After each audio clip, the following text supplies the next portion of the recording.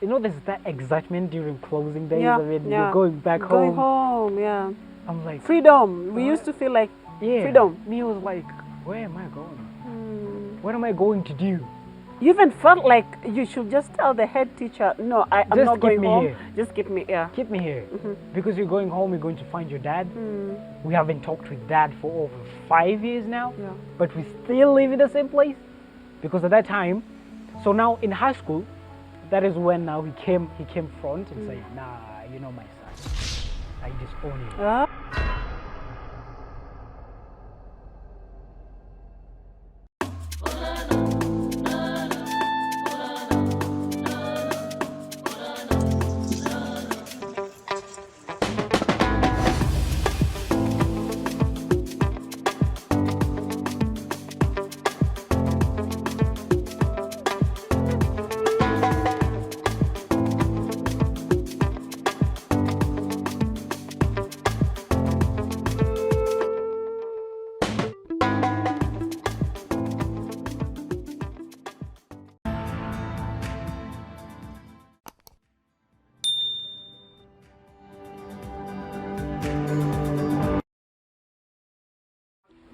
Good morning, good evening, good afternoon. Sijui unatuona ukiwa wapi? I don't know where you are watching us from. Anyway, I am who I am is back on air with me, Emma Charles. And by the way, nilikuwa nimewamiss, and here we are. And today we are bringing you an amazing story ya mtu ambaye childhood yake ilikuwa nzuri sana, but sahi we were actually talking behind the cameras. And I was asking him, are you sure this is you going through all this, or this is you who went through all this? Anyway, mistaki kuwapa story sana, sitaki ni wabo. He is here. This is none other than George. Ukasema jina lako la pili ni? My second name is Kimungu. Kimungu. But I think there's a difference with where you pronounce it. Yeah. In Kikuyu, Yeah. they say Kimugu. Kemogo. Yeah. Hata siki. Yeah, Kemogo. So I think it's a cave, it's a bridge. Yeah. But yeah, I owned it. But I was bullied a lot. No, it's a lovely name. I was actually bullied a lot back in high school and primary school. Oh. They say, oh, what's your name? And they used to say, you know how you don't love your George name? I do, but when the teacher asks you, what's your name? Hello, my name is George Kimungu, and everyone hears your second name is Kimungu. Anyway, welcome to this show. Thank you, you look amazing. Thank you. This place is amazing. Thank you. It is an honor for you having me. I am so glad I'm here. Karibu sana. Thank you so much. So, let me just call you Kimogo. Absolutely. Kimogo. But say it in a nice way. Our George. Where was George born, raised? How many kids? Yeah. George was born in Nyandaro. He was born in Nyandaro. After a couple of months, we moved to Rongai. Okay. We lived in Rongai for a couple of years. Then after that, we moved to Nakuru. Okay. But George now is in Nairobi. So George has a brother. I have a brother, one brother. We were born two in our family. Me and my brother. My brother, wherever you are, shout out to you. His name is Carlton. Bobby name. I named him actually. You did? I did. So my mom was like, give us a name. Yeah. And at that time I remember How old were you? I was I was young. I think I was 12. 12 or 11. And I remember I had a friend, a very good friend of mine. His name was Collins. And they also had a brother. And his name was Carlton. Like, this name is cool. Hold up, I'm gonna borrow it. So I borrowed it and I named my brother Carlton. Yeah. He's 12 now. And I have a mom. Pale kwa dad kidogo. He's not around. Tupeleke hapo sasa. So I grew up with a dad. I wouldn't say I did not grow up with a dad, but I think there's a difference between a dad and someone that you call a father. Okay, there's a difference between a father and a dad. Yeah. There's that father figure. Yes. And there's a dad. I mean, he's my biological dad. I grew up with a dad, until a certain point where things between us were not so great. And recently they separated with my mom, which I'm so happy, by the way. Were you happy? People are not supposed to be happy when people divorce. Yeah, it people shouldn't. But I'm happy. So if you see I'm happy when they separated, it was something bad. It was something really hectic. But I think my mom now has peace. And my mom is actually young. She's 35. She's only 35. So it has been a journey. It has been a journey. My childhood was a little bit hectic. First of all, we moved to Nakuru, and my dad had a job that time. And then after a couple of months in Nakuru, he got laid off. And that time he was working in Nairobi, and we were living in Nakuru. So he got laid off here, and back at home things were not so great. So he came back home. I don't know what was wrong with him, but I don't want to judge. I don't want to say something that I don't really know what's going on in his mind at that particular time. But he came back home, and he didn't go anywhere. So for over 10 years, he was sleeping in the house, doing nothing. And I think he was falling into depression. He was doing a lot of nothing. He was becoming very aggressive. And my mom was the head of the house. He was providing for everything, and it really shattered my mom, because my mom has done a lot of work. Right now that I'm thinking about it, and I'm like, there's a time when I really should go back home and just say thanks, Mom, because she has done a lot. You can imagine. Being at that time, I think she was only 20-something. She was in her early 20s, and she was managing the whole family, and it was really tough. So over 10 years, it's been 10 years doing nothing, and I have to school. We have to eat, we have to do all that stuff, and luckily we were living in our own homestead, so we were not paying rent. Okay. Because if we were paying rent, I know it would have been a whole lot of. We could be sleeping outside. I don't know, but by the grace of God, we were living in our own homestead. So I remember it was a time also.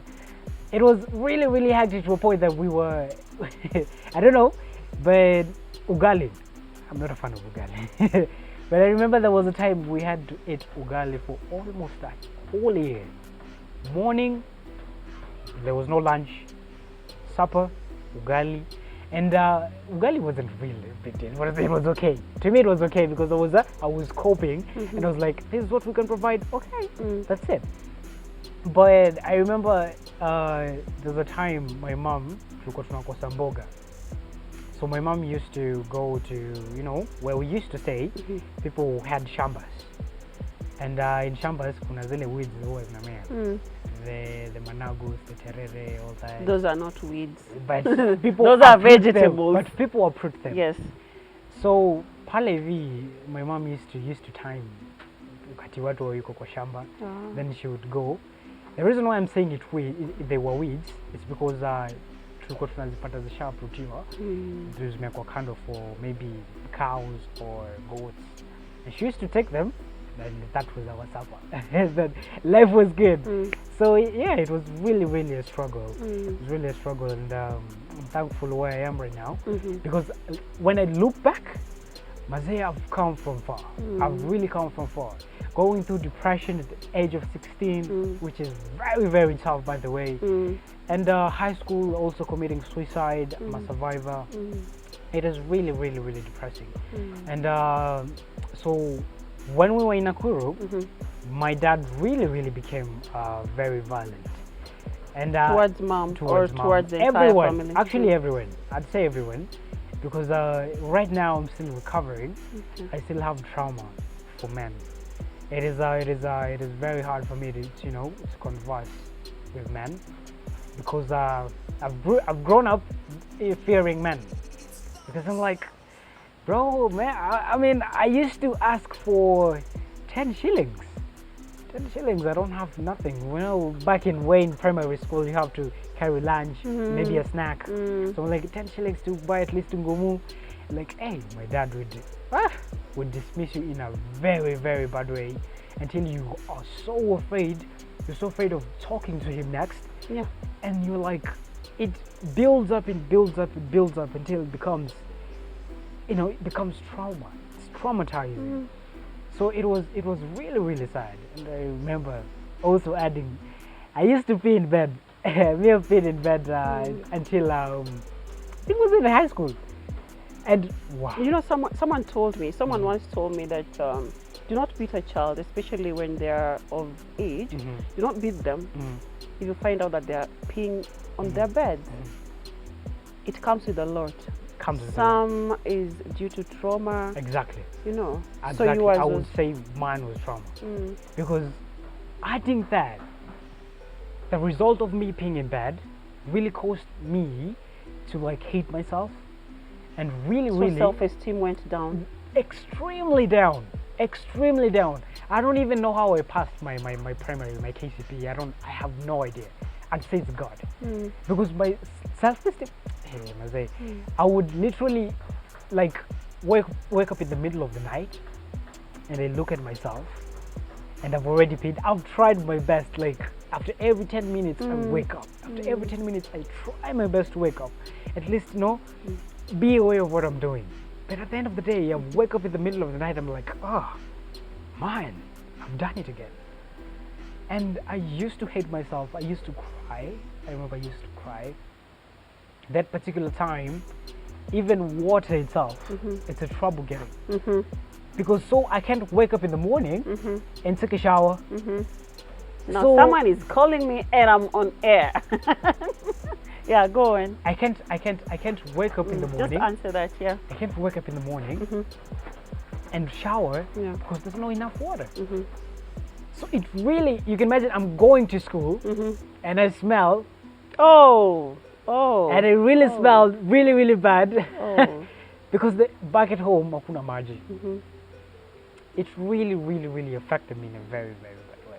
Like mentally, I would say my depression started way young. It's just that I came to realize, this is depression. When I was a little bit older, I started to understand that this is what I'm going through, this is what I'm suffering from, and this is what caused this. So I think most of my childhood was very lonely. It was very lonely because I had no friends. Till today, it is very hard for me to make friends because I'm always afraid. There's something just inside me that always tells me, what if they don't like you? Yeah. What if you have just the insecurities piled up? And I think I really I'm looking forward to having my own therapy because I think the journey itself is really long and doing it alone can be really hard. Very hard. So let me ask you, when you were in high school, when you joined Form 1, first of all, you told me that you passed so well. So what was Dad's reaction? Nothing. Dad didn't do nothing. Nothing. Absolutely nothing. It was normal. It was nothing. It was like, oh, okay. So, my mom was so excited. I remember my mom was so excited. Before you go to high school in the Kikuyu culture, you get circumcised. Yeah. Then there's that ceremony. Yeah.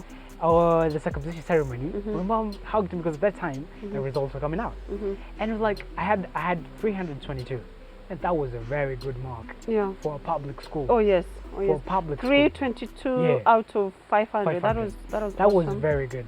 My mom was so excited. That ceremony, she really hugged me. It's like, oh, I'm so proud of you. Yeah. And I'm like, yeah, I did it. But Dad was like, okay, so what? So what do you want us to do? So out of all these things, when Dad was doing the beatings and all that, was he a drunkard or No. something? Funny thing, he was not. He was not a drunkard. Never drunk. He was never drunk when he was doing all that. Did you ever share all these or one of these things with anyone, a teacher? No. Why would I? It's so hard. I mean, there's something that you guys gotta understand. The people, when they go through stuff, it's really hard for them to share. You close up. You close up completely. Actually, I remember there was one teacher, my class teacher actually, called me. It's like, why are you so silent? Why are you always so serious? That And they realize Yeah. there's something. And I'm like, I'm okay. I'm good. I'm good. But I remember, I used to, I don't look one up because your school fees. Yeah. Yeah, 200 bob. 200 bob. And dad is there. Dad is at home. So I go, and I'm like, hey, mom, I'm home. Of course, your fees. Yeah. It's 200 bob. And we don't have that 200 Yeah. bob. So what do? We write a note. So I used to go back, forth. Natumwa, Nabiapa, Narudi. My mom writes another note. Soothing. Actually, respect to the head teacher because he gave me service. I mean, I studied with grace because until today, I think I have a lot of debt in that school. Because I used to study with notes. Let me say that. Used to fix your school fees, go back home, we sit down with mom, we write a note. So currently, we are unable to provide for school fees. If out of goodwill, if you'd allow my kid to school at least for a couple of months, Yeah. I will sort you out. Let me ask you, did you ever sit in class and maybe solved or asked yourself a lot of questions? Very, a lot of times. And no one But cared. I, as a man, I always know, as a man, and I think this culture should really, really change. That a man should not cry. That a man should not Yeah, express his emotions. Yeah. That's really messing up men. I would love to tell men out there, feel free to cry. Feel free to let it out. Yeah. It's okay to show that weakness. Because I never did.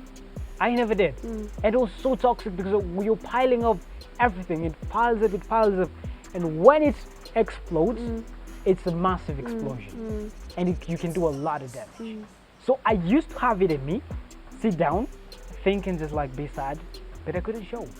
I couldn't tell anybody that, you know what? Not even in class that someone just Never. cared. I was so focused. Let me tell you, I was so focused in class. Like, I want to get my mom out of this situation. Wow. So I want to do my best.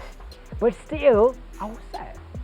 Because, me, I've studied with, I think, one pair of shorts from class 5 to class 8. No, class 5, class 4. It must have been big, huh? No!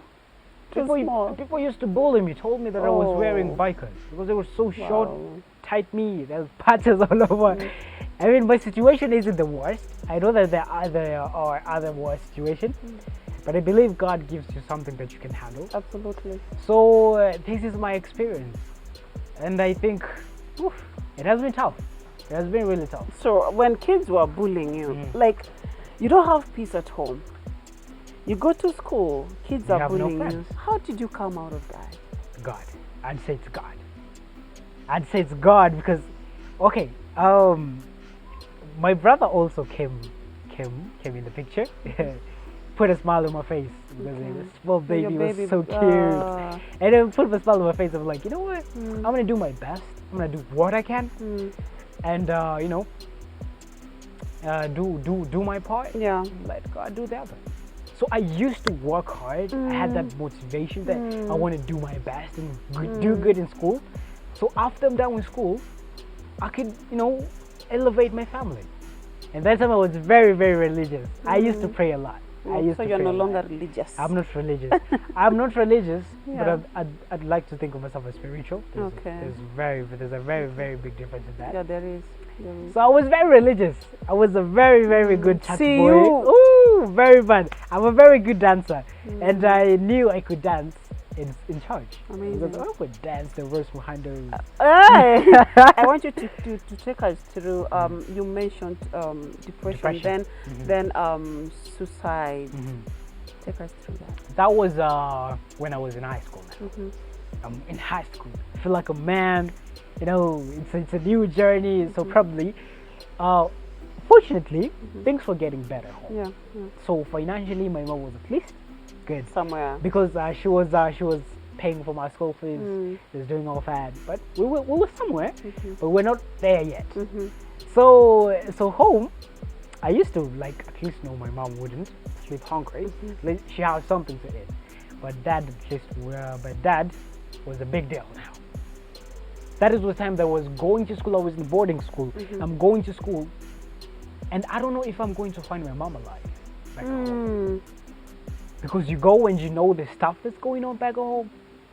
You're so afraid that you're so. I mean, you know, there's that excitement during closing days. I mean, you're going back home. Going home, yeah. I'm like freedom. We used to feel like freedom. Me was like, where am I going? What am I going to do? You even felt like you should just tell the head teacher, no, I'm not going home. Here. Just keep me here. Keep me here. Because you're going home, you're going to find your dad. We haven't talked with dad for over 5 years now. Yeah. But we still live in the same place. Because at that time, so now in high school, that is when now he came front and said, nah, you know my son, I disown you. And the funny thing is, it was a phone call. Remember I told you haven't talked with dad for over 5 years. So we don't have that connection. So when she calls, so when my dad calls, I know he's calling my mom, right? So like I told my bro, hey bro, go call mom. The phone is ringing. The phone is ringing. I couldn't pick up because I'm picking up. What are we saying? What are we going to talk about? He doesn't talk to me. I don't talk to him. So the phone goes on missed call, 3 missed calls. And then finally I pick up. I'm like, hey, mom is not around. And I come. And do you remember, he was working in Nairobi that time. He came from Nairobi to Nakuru the same night. Just because the issue was, why didn't you pick up the phone? I'm like, were you calling me? You have my number. You're calling mom's number. We don't even talk. Why would I pick your phone? So it's like, I was calling mom. Mom was coming to pick up your phone call. I don't know, it's just 2 missed calls. And he was like, nah, I'm coming. I'll show you today who I am. Remember, he came from Nairobi to Nakuru at night to beat me up. Why did dad hate you so much? I don't know. I have no idea. So you went into depression. I would love to tell myself that maybe it was because that was the time I peed in bed. Because at that time I'm in high school, I'm in Form 2. I'm no longer peeing in bed. I'm good. So I don't know why he still hates me or whatever. So I don't know. I have no idea. And that's how I fell into depression. But remember I told you, I think my depression started way earlier. It's just that there was a build up. Yeah. Now that I'm thinking about it, I was like, yeah, man, I was depressed when I was a kid. Yeah. And I never knew. But now that I'm thinking about it, it's now when I'm recognizing, I'm like, oh my, I was so depressed. I was so, now high school is when it got so intense. I was so dark. I was so rebellious. I was so lost. Now if I tell you I'm lost, I was lost and I'm found, I literally mean it. Because if I give you my diary, which nearly trauma, because I wouldn't want anyone to read that diary. Okay. It was so dark. And the thing with depression, you put yourself in isolation mode. And there's nothing bad like feeling lonely around people. Yeah. Like you are around people, but you feel so lonely. Yeah. It consumes you. You feel so lost. You don't know where to go. You don't know who to tell. Because everyone you tell, they're like, bro, you're a man.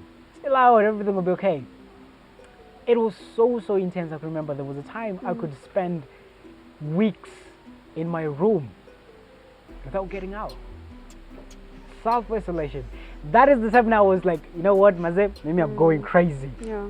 Because do you know that time when they say silence haunts you? It was that to me. Like the silence was so loud that, have you ever been to a club and then the sound, as in it's too loud, you hear your ears ringing. Even Matzaronga. Yeah, exactly. So exactly, that was my situation. Yeah. It is so silent that I can hear the tea in my ears, and I'm like, I'm losing it now. Yeah. I am so losing it. Yeah. It came to a point where I was suffering from seizures. I had seizures. I had sleep paralysis. I don't know if you've ever experienced sleep paralysis. So sleep paralysis is a situation where your brain is awake, but your body is not. Oh, okay. So mostly, me, I love horror movies. I used to love those horror movies, but there was a time, the nightmares was so scary that your mind wakes up first, and your body does not. So you can barely, you don't even move. You don't move. You can't talk. You only roll your eyes. And at some point, it gets so hard to breathe. You're gasping for air, like literally. Someone can die. You can actually, Okay. and that all comes with depression. It's a package. It comes with sleep paralysis, insomnia. Same was like, hey, Maze, Mimi, I haven't slept for a whole week. And it gets worse when you are so tired that your brain runs a lot. I mean, your brain is constantly thinking and thinking and thinking, and you can't sleep. You can't get rest. It gets that intense. So you can imagine, ile time unagonga umechoka umetoka nje your bit. Yeah. So 5 times worse, because your brain, actually, being mentally tired is way worse than physically. Physically you can relax, so being mentally, you're so tired, your brain is so tired running, and you can't get sleep. So it's constantly running and running and running and running to a point that I'm like, I'm dying. I'm going crazy. So to a point of like, you know what? I'm tired. I'm so tired. I can't do this anymore. So I walk up in a room. I was drunk at that time. After I'm done drinking, I shattered the bottle. I'm like, you know what? So this time you're still in high school. And where did you get the money to afford some drink? I finessed my mom. Finessed my mom, but actually she doesn't know. Okay. She doesn't know. But you just wanted to let something out. Yeah. So I got drunk, shattered the bottle. I'm like, you know what? I'm so tired. I can't. Like literally, I can't. So I slit my wrist. You did? I did. Slit my wrist. I covered it up with a tattoo. Wow. I slit my wrist. And then luckily, wait. You slit your wrist. And then you saw blood coming out. Yeah. What was going through your head? Nothing. I was so relieved at that point. You were? I was so relieved because life gets so hard that to a point like you don't want to be alive any other second. It's a burden. I mean, you feel like, if I can go right now, I'm going. You wanted to die? Literally. At that particular point? Literally. And I'm like, I'm done. And you remember, that particular time, I think I was 17. I'm only 17. You cannot tell nobody. You don't have friends. You are self-isolated. You have sleep paralysis. You have insomnia. You have, everything is just piled up. And you're just like a walking burden. You have so much inside of you. And one thing I tell people, getting depressed, okay, it's okay. And you have reasons to get depressed. And that's bad. You have reasons, that's bad. But it's way worse. That the reasons are way too much that to this point you have no idea what causes you depression. You're just depressed and you're like, I'm tired. Why? I don't know. So when did dad and mom got a separation or divorce? A year ago. How do you feel right now? I feel good. How is mom? Mom is okay. Hopefully, luckily, not hopefully. I know she's happy. I'm very happy for her because I was like, Mom, what are you doing? What are you doing? Because you stress yourself. If you get stressed, I'm stressed. You're going through that. We're going through it together. But there was a time we slept outside and my bro was 4 months old.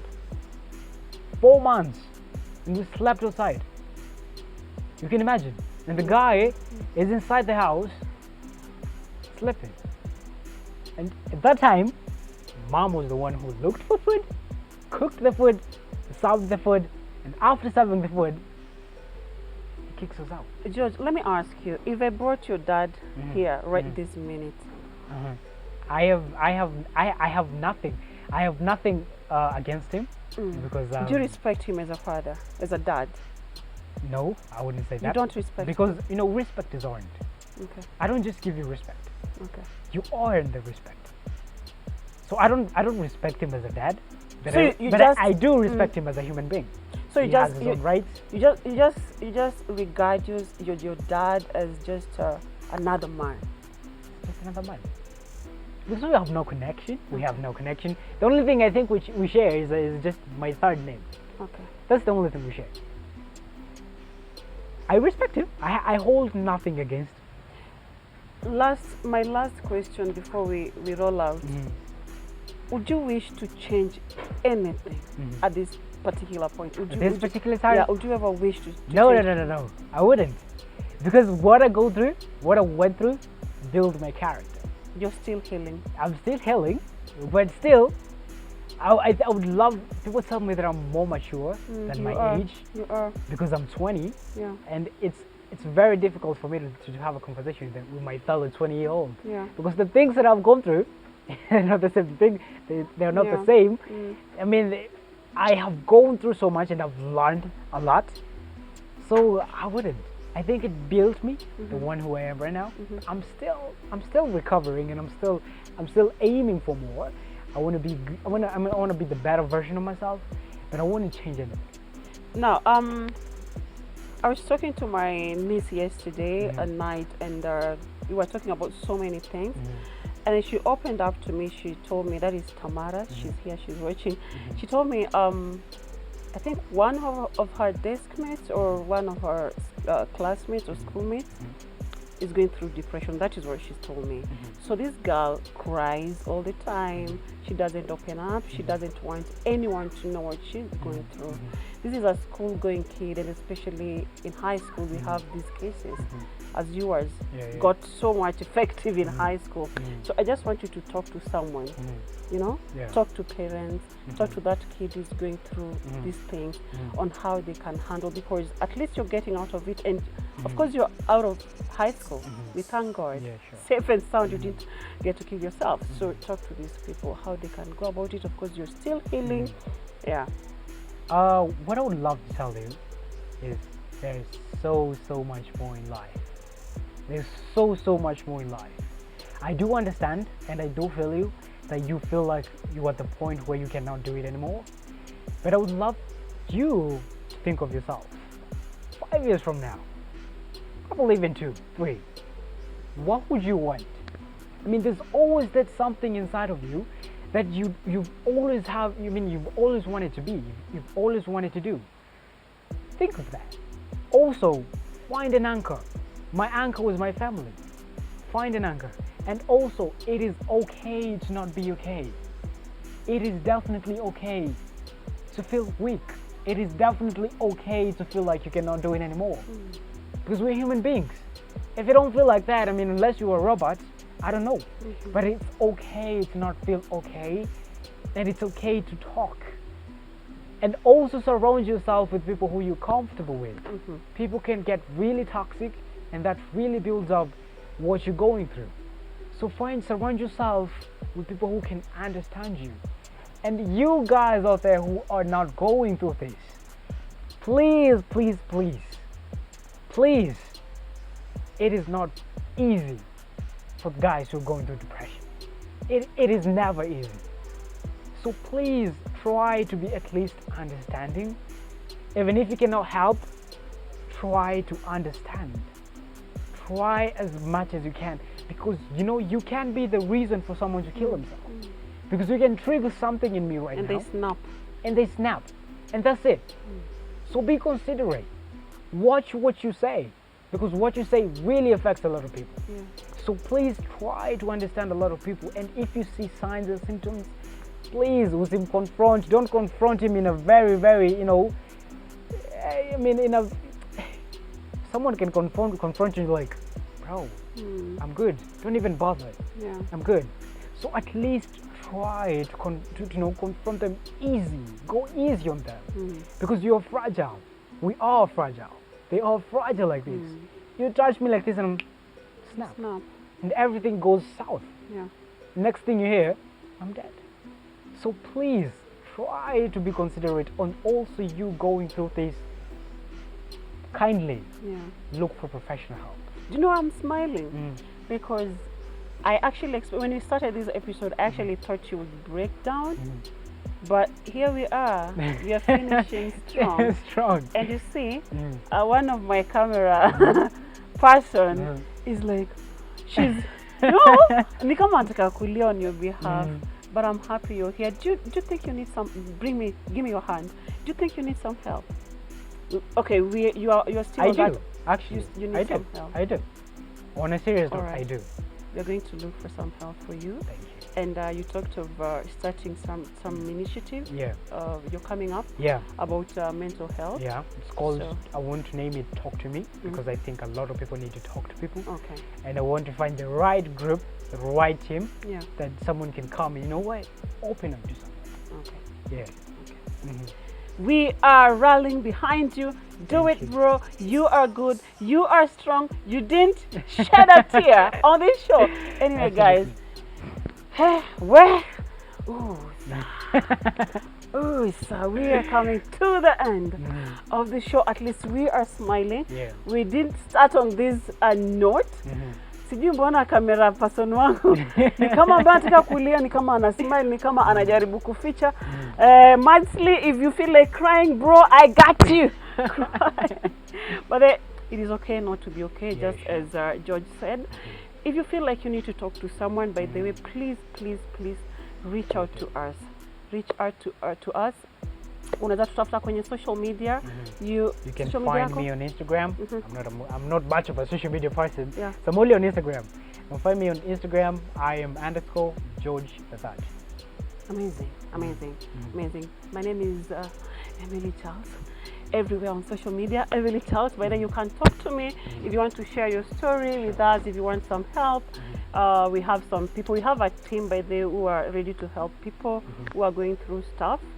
So, and for George, we are going to take this up. George, you're going to be good. You're going to be well. Jesus got you. And we got you as well. Anyway, by the way, we have an amazing guest who's coming up. So, anyway, we have to do this. We have to go, eat some snacks, eat whatever we have. Until next time. Yes. It has been an honor. Thank you for having me. Thank you for hearing my short story. It is an amazing, I feel relieved. It's like I've shared with the community and it's actually really helped. Thank you so much. Amazing. Yeah. You're welcome. We're out.